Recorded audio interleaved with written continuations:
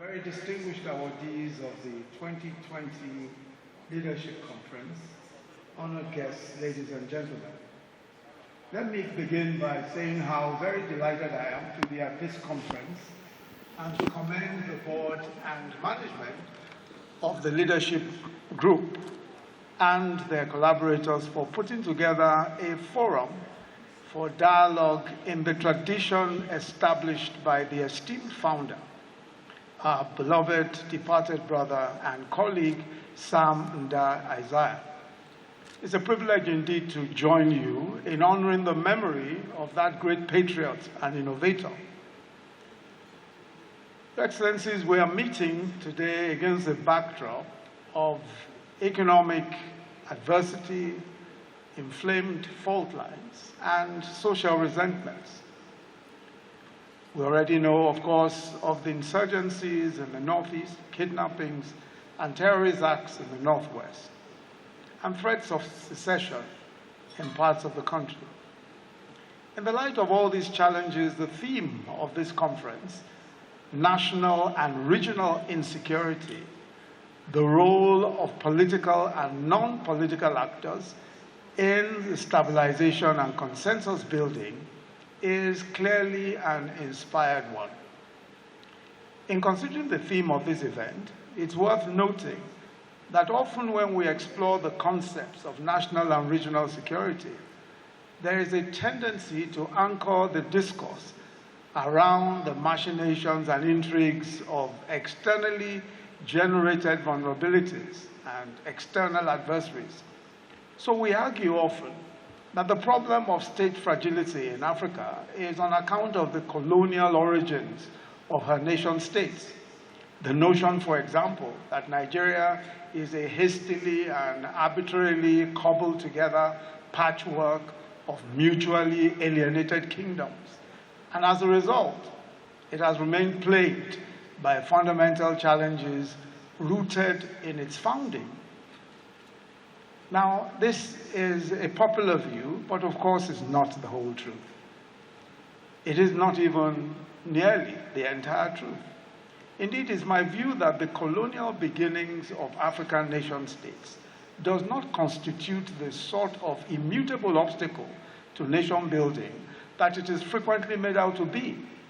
After all, colonialism itself was a historical global phenomenon that spawned nation states everywhere across the world, from Europe and Africa to Asia to North America and South America. And we have examples of many such nations that are successful. Colonial origins are therefore not necessarily predictors of national prosperity or state failure. In any case, there's a lot of scholarship and research that shows that our ethnic nations or nationalities share a long history of trade, of diplomacy, of migration, and conflict, all of which ensured that by the time the colonialists arrived, our ethnic nationalities were not strangers to each other. And even then, they were not strangers to themselves. And most certainly, they were not strangers many, many decades and almost centuries after. The truth, therefore, and it seems to me, that the external reasons that we frequently cite for our problems, those reasons that we frequently give for the problems of African states, and in particular Nigeria, cannot thrive without severe internal weaknesses in our society. And I venture to say that the chief weakness that we have is a human one. Our elite, our political, economic, and religious elite. An elite that has so far proved to be socially irresponsible. That is, one which either by selfishness, negligence, or ignorance, or a lack of self-awareness, has so far been unable to build the institutions, and more importantly, the social and political consensus upon which a just and orderly society can stand. And because dominance must be premised on some form of consensus, the elite depend on a dubious one, the promotion of tribal and religious fault lines for legitimacy. So where are we today?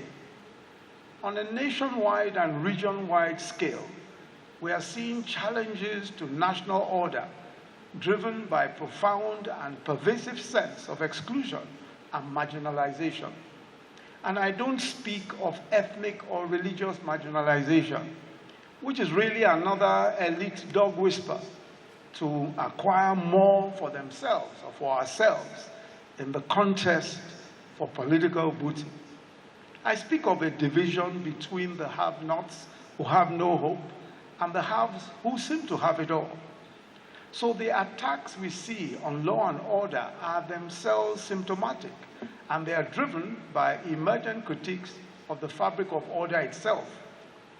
These critiques are manifesting as insurrections and insurgencies along various axes of identity. These rejections of formal institutions may be driven by conceptions of religious obligations, ethnic identities, and generational antipathies, but that is only superficial. What they have in common is that they are patterns of solidarity of those who have no stake in an orderly society, because such a society appears to offer them nothing. And so they are in fundamental violence and implacable opposition to a system that appears to favor only a few. So the recognition that the system is not working optimally for many of our people must inspire a broad-based movement for reform that works to recalibrate and present order and attune it more to the aspirations of the people.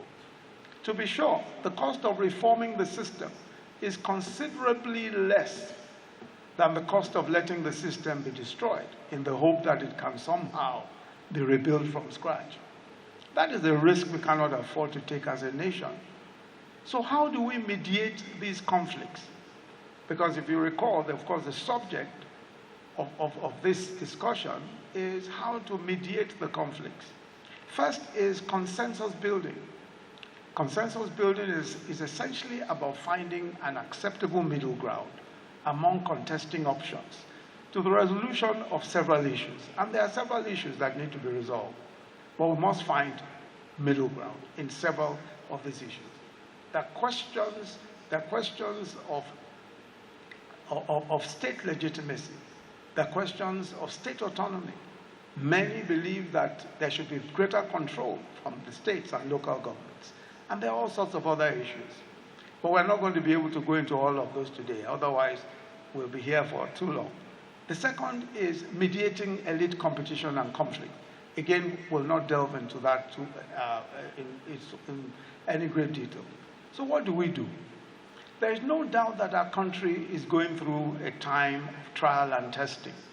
Many of our people are dealing with adversity on several fronts. It's understandable for discontent to emerge and inspire agitation.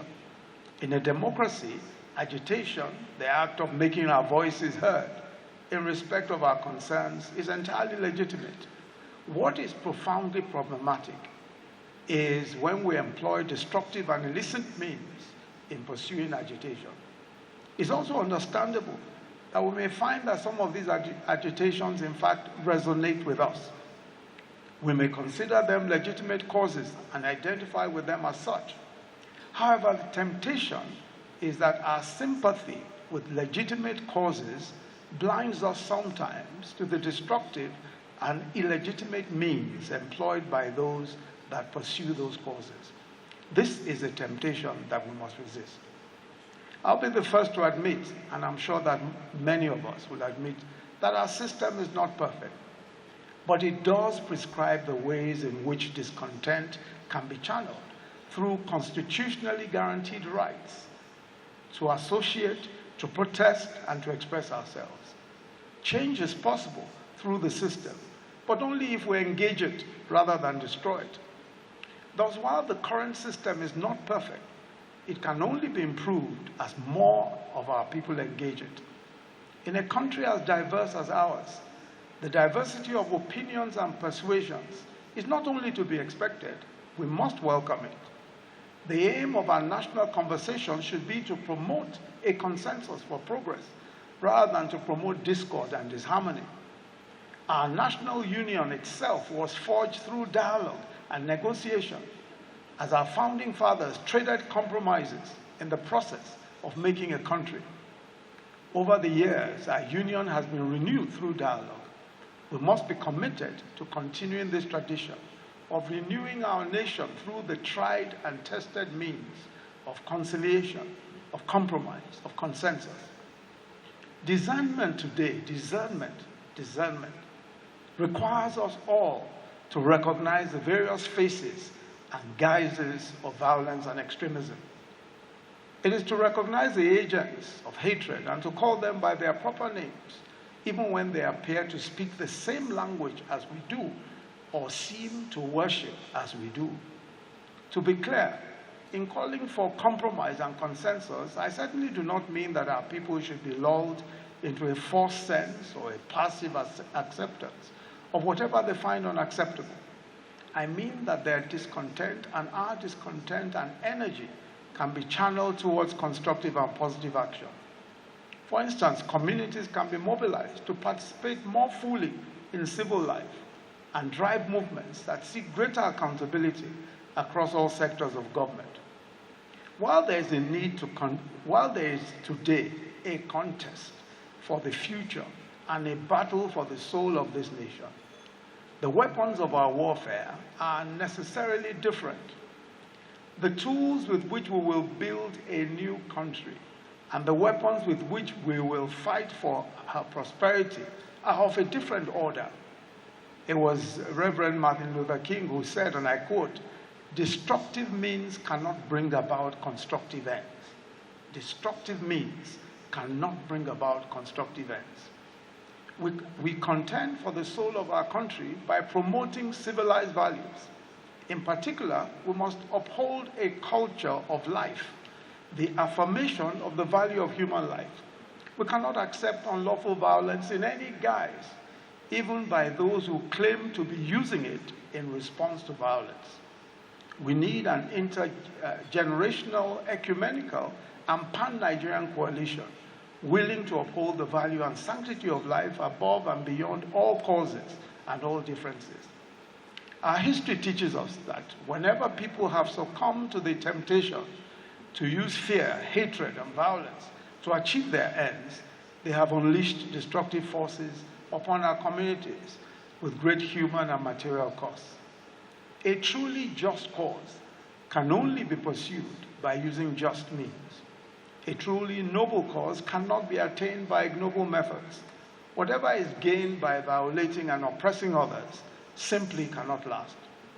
Let me be clear. The principal role of the state as far as guaranteeing peace and order is unimpeachable. Our Constitution enshrines the moral imperative of the state by asserting that the security and welfare of the Nigerian people shall be the primary purpose of government. This is the inescapable duty of all of us that are elected to lead, and it is one for which we will be held to account. However, the practical fulfillment of this mandate requires partnerships. It requires that partnerships be forged between the state and civil society, as well as between political and non-political actors.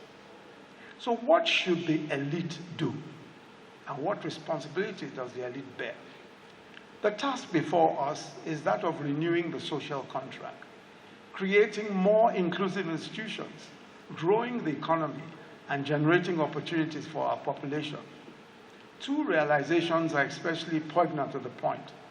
The first is that this task cannot be accomplished in a climate of socio-political instability. Secondly, no project of social renewal and transformation can succeed without the involvement and indeed the leadership of the elite. The operative principle is the French expression noblesse oblige, which in English simply means nobility obligates. It conveys the idea that because we are the elite, because certain people, religious, economic leaders, political leaders, social leaders, because they belong to an elite, there is a responsibility that comes with being of that status. That responsibility is one that we have no choice but to fulfill. It proposes that the advantage of education, position, wealth, especially in a poor society, comes with the responsibility to think, to develop and implement the big ideas that would create opportunities and livelihood for the majority. The highest office and duty of the elite is sacrifice, sacrifice and more sacrifice. It means that we must be prepared to tell our constituencies the truth, even if it hurts our political fortunes or our popularity.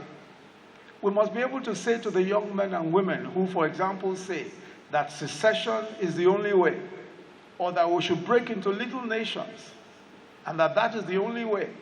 We must be able to say to them that that is the way of extinction, not development.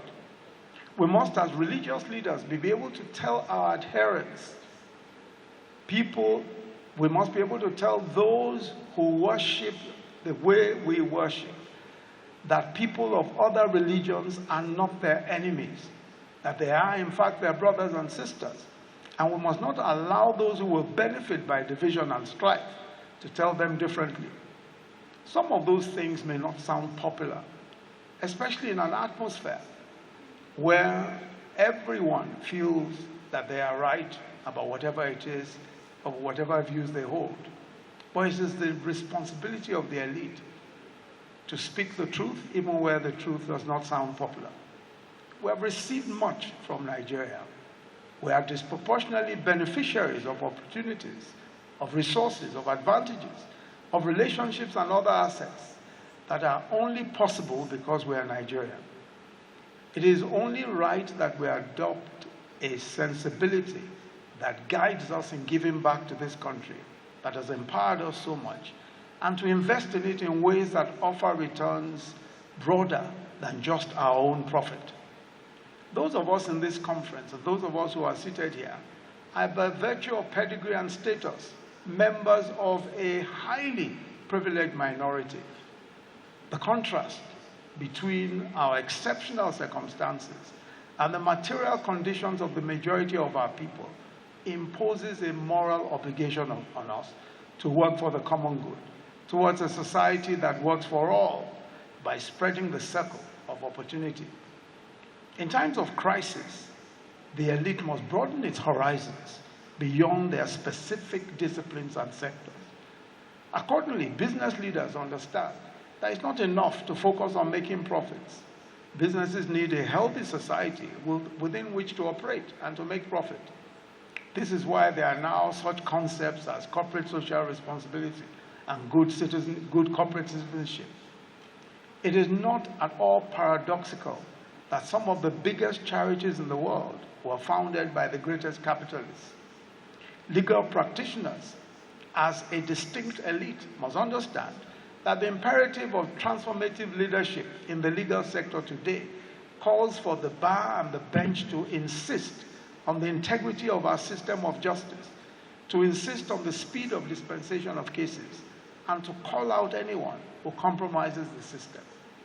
The media elite must recognize that they have a responsibility to exercise discernment in their deployment of their platforms, and must reflect upon whether they are amplifying the most insensate, the most intemperate, the most incendiary voices in our midst, while marginalizing the voices of reason. The political elite must accept, through policies and actions, that the purpose of power is to better the lives of those we serve and to give the young great hope for the future. Once we put on the lens of social responsibility, different higher imperatives come into play. This is what transformational elitism looks like. So I conclude that in times of crisis, we learn and relearn lessons in solidarity and in the value of pulling together. The old rigid dichotomies between the state, the market, and civil society no longer apply. We recognize that the path to the future will be paved by consolidating the interdependence of these sectors. This is why we need a new ethic of collaboration that brings together elements from the public sector, from communities, from corporations, from voluntary associations, from faith groups, and All these groups must jointly work on solutions that we can scale up from the local to the national space. And the elite is integral to this process. Finally, in times of adversity, societies buffeted by uncertainty and anxiety are tempted to drift towards the voices that appeal to our darker impulses, to those that traffic in fear and despair and division. The elites, such as are gathered here today, must counter such voices by inspiring faith, creative optimism, and solidarity. I personally remain unyielding in my belief that we will prevail over adversity by the strength of our togetherness. The present moment is crying out for leaders that can bring our people together, that can heal the rifts between communities and build bridges across divides of religion, of politics, and of all of the other social consequences that make such a difference to everyone. This too is perhaps the most urgent imperative of transformational elitism today. I'd like to congratulate all of the distinguished awardees of the 2020 Leadership Conference, and to congratulate you all and to say that the responsibility that comes with leadership lies squarely upon your shoulders, especially those of you who will be receiving these very coveted prizes today. Thank you very much, and thank you for listening.